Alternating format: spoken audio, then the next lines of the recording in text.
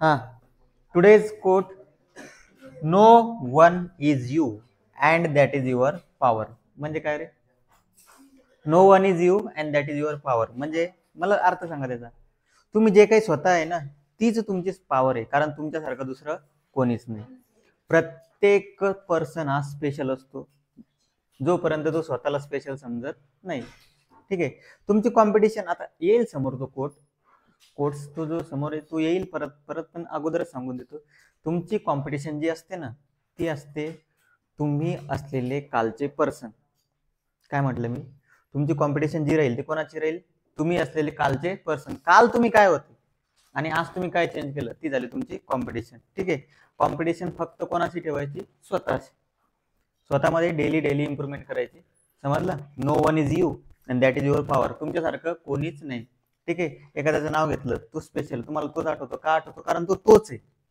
आणि तीच तुमची पॉवर आहे समजलं कोण आहे हा कोण आहे म्हटलं बर हा याचे त्याचे नाव नका घेऊ हा कोण आहे उल्फ आहे त्याला भेड्या म्हणतो आपण याची पण एका दिवशी तुम्हाला खासियत सांगेल भेड्याची ठीक आहे हा सगळ्यात डिफरंट काय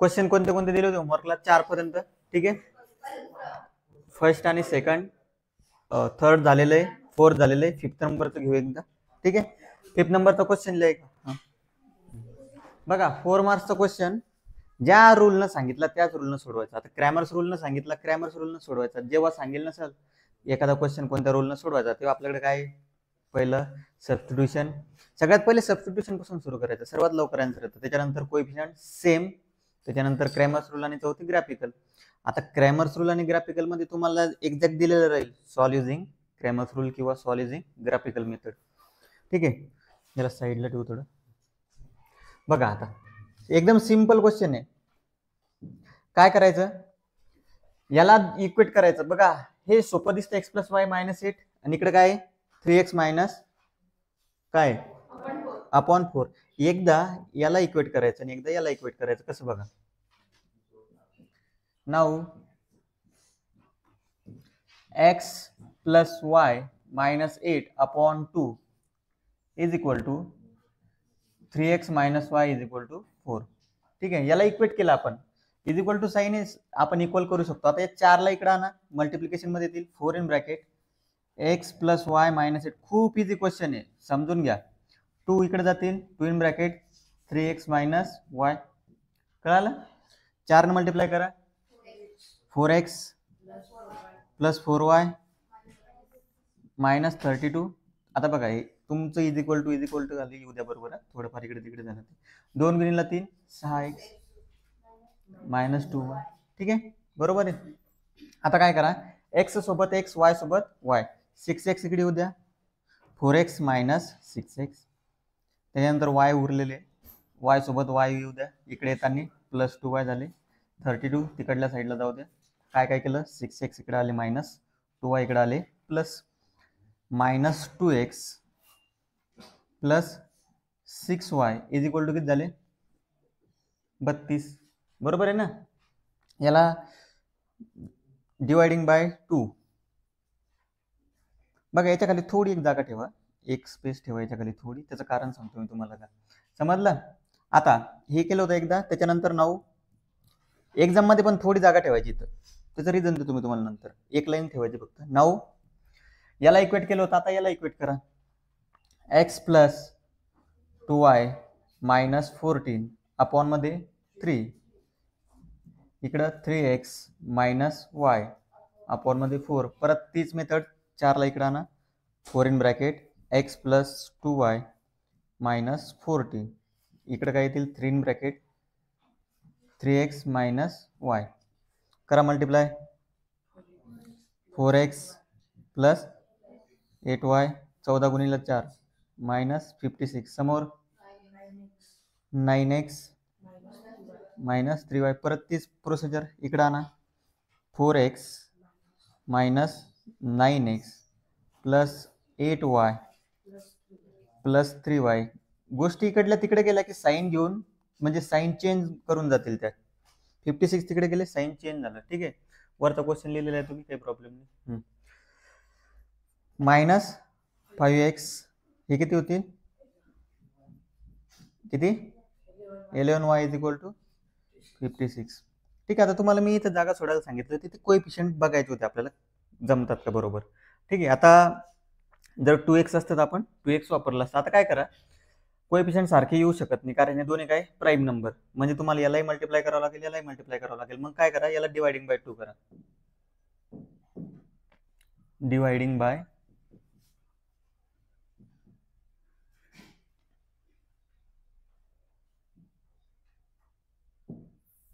डिवायडिंग बाय 2.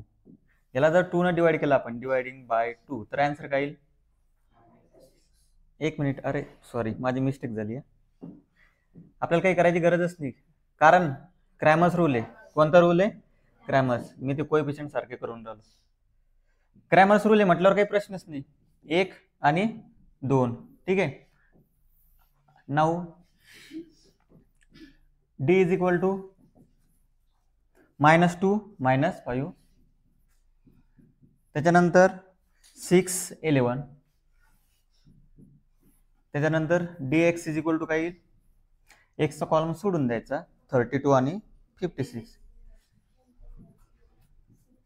32 आणि 56 इकडे काय येईल, 6 11. ठीक आहे, आता काय करा तुम्ही बघा, एक मिनिट. आता -2 + 6y 32 आहे का नाही, आपण याला जर 2 ने डिवाइड केलं ना, हे आपले फॅक्टर कमी होतील. कसं बघा, आता म्हणजे मल्टिप्लिकेशनला सोपं जातं ते, करा डिवाइड, काही प्रॉब्लेम नाही. डिवायडिंग बाय 2, डिवायडिंग करायची गरज नाहीये, पण काय आहे, 32 गुणिला 11, 56 गुणिला 6 केल्यापेक्षा तुमचे फॅक्टर ते कमी होतात.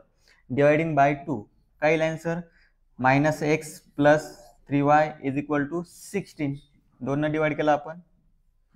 ठीक आहे, डिवाइड बघा, तुम्हाला जर आठवलं एक्झाम मध्ये डिवाइड करायचं तर करा, नसेल जर आठवलं तर सरळ सरळ फॅक्टर वापरू शकता. आता बघा फरक किती पडतो.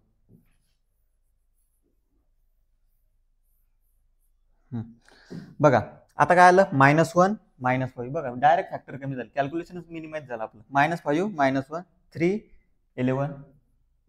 आता हा कॉलम सोडून इकडे घ्या, 16 आणि 56. इकडे काय आलंय, 3 11. ठीक आहे, आणि dy काय येईल मग, -1 -5 आणि 3 11 काढून काय घेसाल, 16 आणि 56. ठीक आहे, बघा आता 32 इथं 32 होते, कॅल्क्युलेशन कमी होतं आपलं तसं. याला सॉल्व्ह करा तुम्ही. आता बघा आन्सर काय येतात.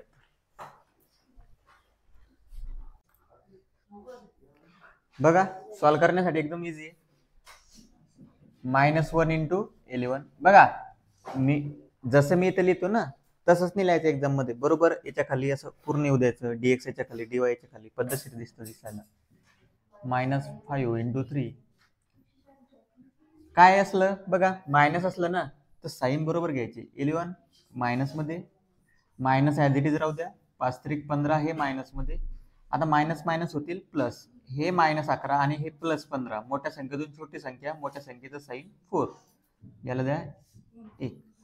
ठीक आहे, 16 × 11 आणि इकडं -56 × 3 किती, 16 गुणिले 11 नक्की, 56 गुणिले 3 168. काही मायनसचा प्रश्न नाही आहे, 8 आलाय डायरेक्ट. 2 हे रोमन मध्ये का देतो तुम्ही माहिती का, ऑलरेडी आपण इक्वेशन नंबर दिलेले इकडे. ठीक आहे, 1 आणि 2, त्याच्यामुळं -1 × 56 किती, बर, आणि -5 × 16 काय असलं, मायनस. बघा गुणाकारामध्ये एक मायनस आहे, नसेल तर गुणाकार कसा येतो, मायनस मध्ये. -56 -16 गुणिले 5 -80, मायनस मायनस होतील प्लस, -56 + 80 किती येईल आन्सर, 24. ठीक आहे, त्याच्यानंतर बाय युजिंग क्रॅमर्स रूल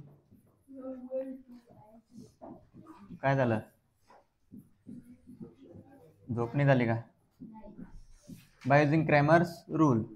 ठीक आहे, क्रॅमर्स रूल वापरून काय येईल मग answer, x is equal to dx/d किती, 8/4 किती आलं 2 आणि y is equal to dy/d. सोपं आहे रे. ठीक आहे. एक्स वाय 6 आणि 2 कधी येईल ना. बरोबर सांगत जा. फायनल आन्सर कशाला चुकवायचं. एवढं सोडवल्यावर एक्स ची किंमत 2 आहे अगोदर लिहायची, y ची 6 is the solution of the equation.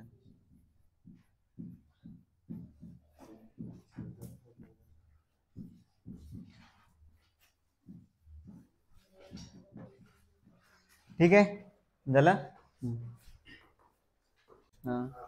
बघा आता प्रॉब्लेम सेट मधला क्वेश्चन नंबर जो 6 आहे ना, त्याच्यातून एक्झाम्पल तर शक्यतोवर आलेलं नाही आतापर्यंत. म्हणजे आलेलं असेल तर एखादं येईल, पण घेऊ आपण सगळे ते. ठीक आहे. आता मी A6 जे क्वेश्चन आहे ना, किती क्वेश्चन आहे 5 आहे का. या 5 पैकी एकही सोडवणार नाही ते. ठीक आहे. तुम्हाला फक्त मी पद्धत सांगतो कसं सॉल्व्ह करायचं, कारण ऍक्च्युली याच्यावरती सर्व एक्झाम्पल झालेले. ठीक आहे.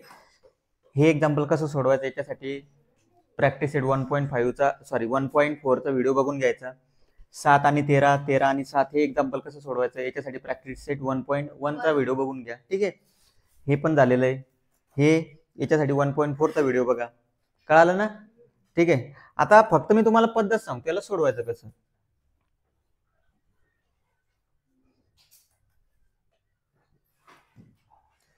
आता फर्स्ट क्वेश्चन 6 मधला फर्स्ट एकदम पांचट क्वेश्चन आहे.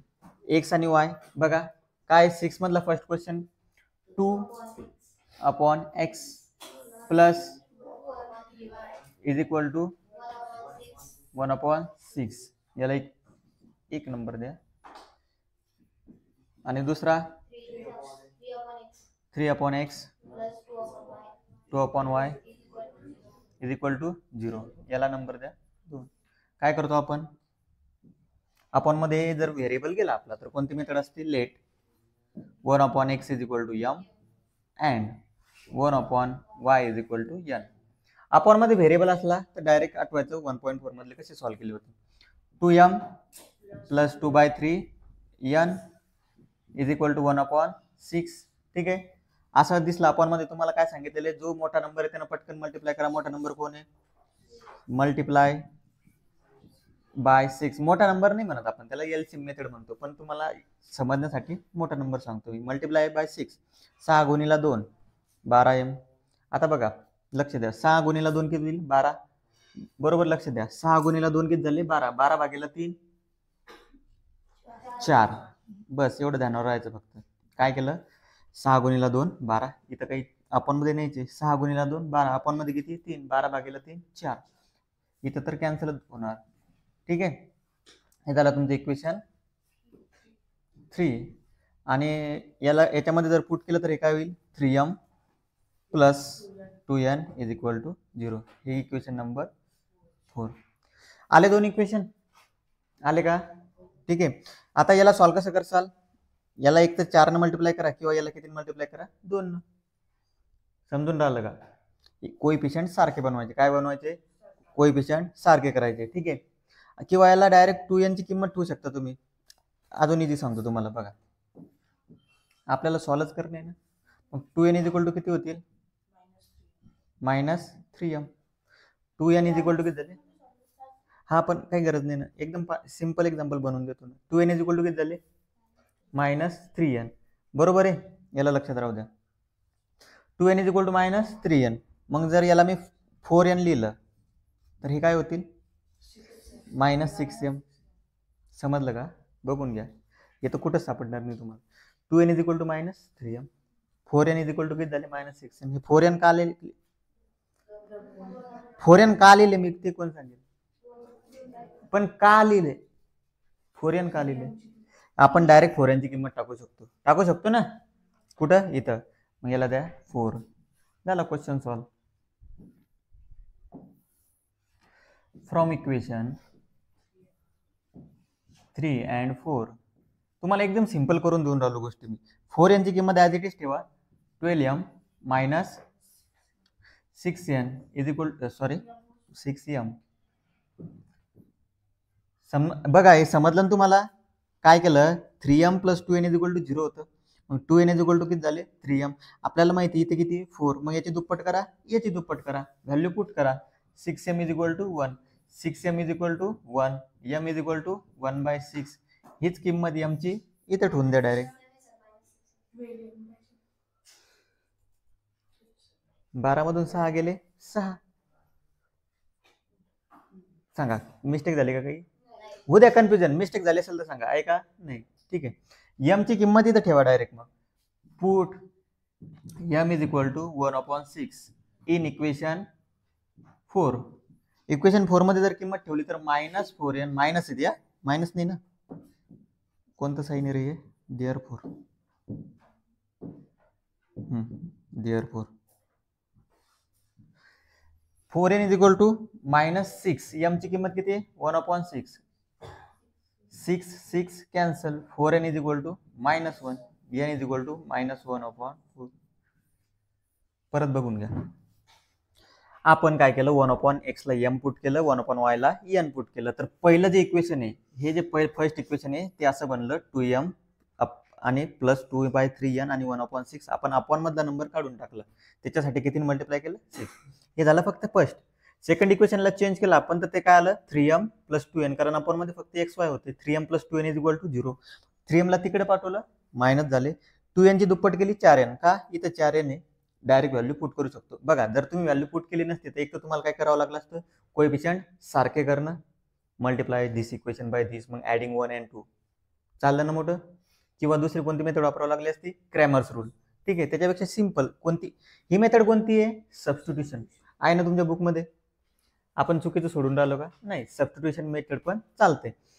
From equation 3 and 4, 12m - 6m = 1. He 6m किंमत 4m ची टाकली आपण. आता मायनस असल्यामुळे ते काय झालं, मायनस. आता हे व्हॅल्यू तर तुम्हाला माहिती कशा आल्या, बट 1/x = काय, m, म्हणजेच काय, 1/x = 1/6. रेसिप्रोकल घ्या, x = 6. 1/x = m, 1/x = 1/6. उलट करा, याला उलट करा, x उलटा झाला तर 6 उलटा होईल, काय झाली किंमत, 6. ठीक आहे, त्याच्यानंतर अँड 1/y = काय, n, म्हणजे 1/y = -1/4. याला उलट करा, फक्त मायनस साईन सोबत राहील, y = -4. सोपा आहे क्वेश्चन, काही अवघड. ठीक आहे, घ्या लिहू.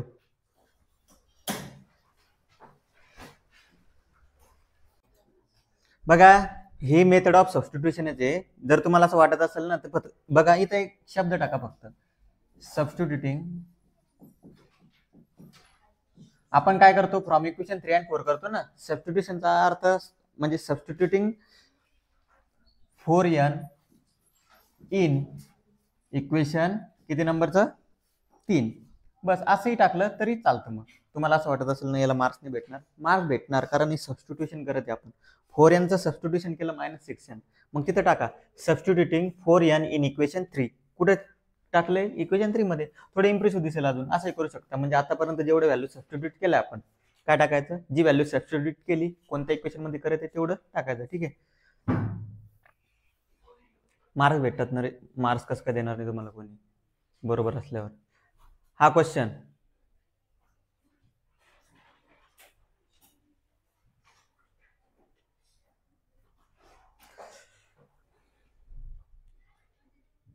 (7/2x + 1) डायरेक्ट लिहितो. आता मी डायरेक्ट टाकतो, लेट 1/2x + 1. किती नंबरचा क्वेश्चन आहे रे, 2. 1/2x + 1 = काय घेणार, m, and 1/1/y + 2 = n. Equation काय बनेल मग आपले, 7m + 13n = 21. हे झालं तुमचं इक्वेशन नंबर 3, 27. पहिले दोन इक्वेशन आला, आपण याला पहिले एक दिलेला असेल आणि याला 2 दिलेला असेल, म्हणून इथं किती आला, 3. त्याच्यानंतर 13m + 33. ठीक आहे, आता तुम्ही काय करणार,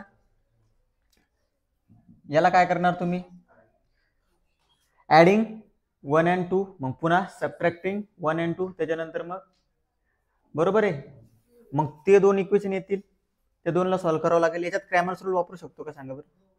वापरा ना, कॅल्क्युलेशन करू शकतो simply. Now D is equal to काय येईल? 7 13 13 7 साती साती 49, 13चा स्क्वेअर 169. बघा एक्झाम्पल मध्ये एक्झाम्पल आहे, क्रॅमर्स रूल एकदम शॉर्ट मध्ये वापरा. 7 गुणिला 7 49, 13 गुणिला 13 169. सांगा पटकन, करा करा.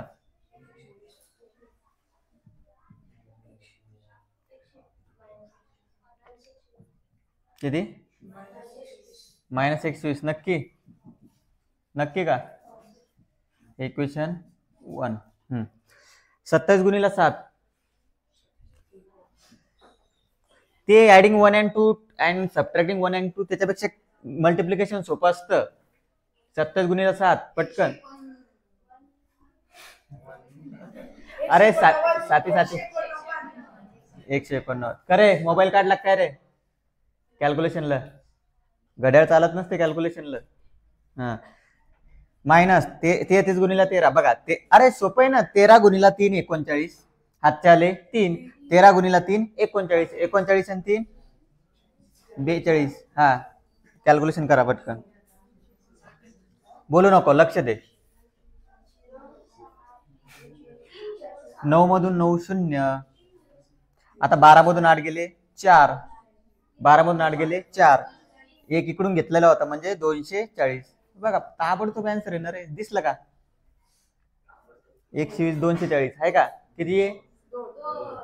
डीवाय 7 13 ऍज इट इज ठेवा,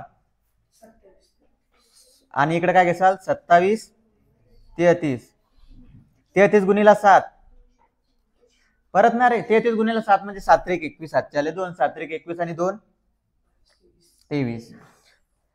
27 गुणिला 13, 13 गुणिला 7, 13 गुणिला 7 91, हातचे आले 9, 13 गुणिला 2 26, 26 आणि 9